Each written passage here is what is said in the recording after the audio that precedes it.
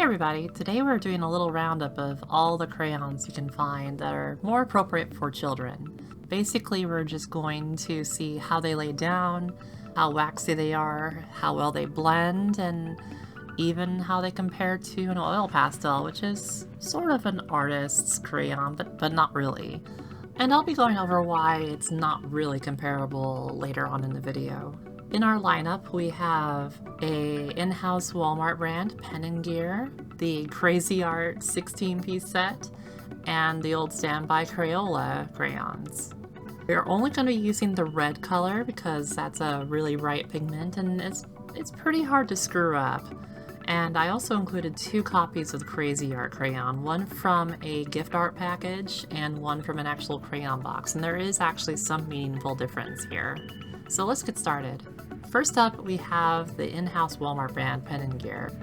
I was actually pleasantly surprised by this brand. I was not really expecting much, but it is a lot better than I would have thought. The colors went down fairly smoothly. It's not a whole ton of wax buildup, but there is still some. The overall clumpiness is not too bad, and the color is okay. It doesn't have the most pigment out of all the crayons, but it holds up pretty well compared to all the others, especially for the price of admission.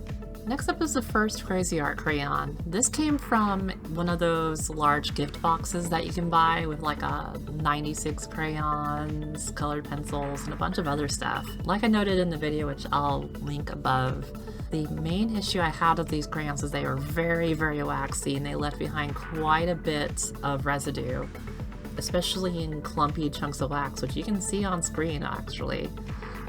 It's really messy and it kind of got everywhere on my fingers, and yeah, it just wasn't great to make use of.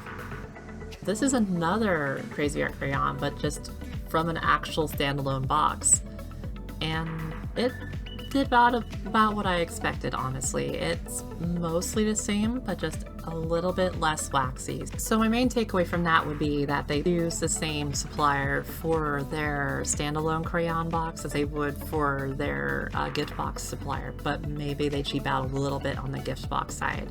I'm not sure how they would account for the difference. Maybe it's QA rejects or who knows, but there is some difference between the two, but it's not too huge.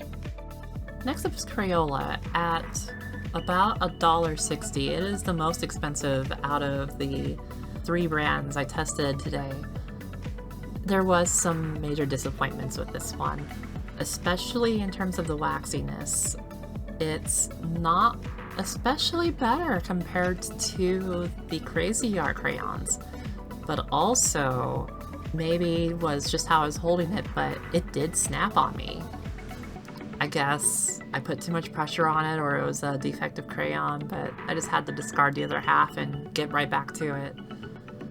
It did lay down pretty smoothly though, so I would say it's about on par with the Cra-z-Art in terms of the pigmentation. You can see it compared to the very first brand that it is a little darker, but not as smooth, which was a surprise to me. And last we have the oil pastel, and obviously this one crayon is more expensive than all 3 boxes combined, and you definitely get what you pay for. It goes on smooth and it doesn't have hardly any wax buildup because there's no wax in it. It's oil suspended. I mostly included this for fun to demonstrate what an artist grade material would do compared to what you buy for kids. I would not recommend this for a beginning artist. They are very, very messy and they're not exactly crayons. The closest similar supply would be Cintiq crayons, I believe. And there are wax crayons that are artist grade, but I do not have the experience with those to comment on them. Next up, we're gonna try some blending. And this is honestly not the best way to do it, but I will just rush through this so you can kind of get an idea of how they lay down and how well they perform compared to each other. Starting with the Walmart in-house brand and then going on to Cra-z-Art from the standalone box, Crayola, and the oil pastel. Now, like I said with your initial laydown, I was pleasantly surprised by how nice the Walmart brand actually performed. I mean, it's not dark, but it's also not clumpy at all. It mostly just skated on top of the wax and left a little bit of pigment behind. The other two, especially the Cra-z-Art brand, just left tons and tons of clumps. Totally unusable, and of course, the oil pastel handled it no problem. It's able to blend with itself. Again, this is not an ideal situation. You do not want to lay it down so thick and then try to lay on pigment on top of it, but I feel like this demonstrates the overall quality. Anyway, to kind of round this out a bit, I'm pretty sure I'd pick the Walmart brand out of all of them.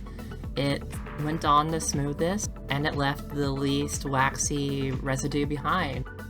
Anyway, if you liked what you watched today, please leave a like. If you want to see more future content, subscribe and visit my channel sometime. See all the cool art demos and other reviews I've posted there. Later!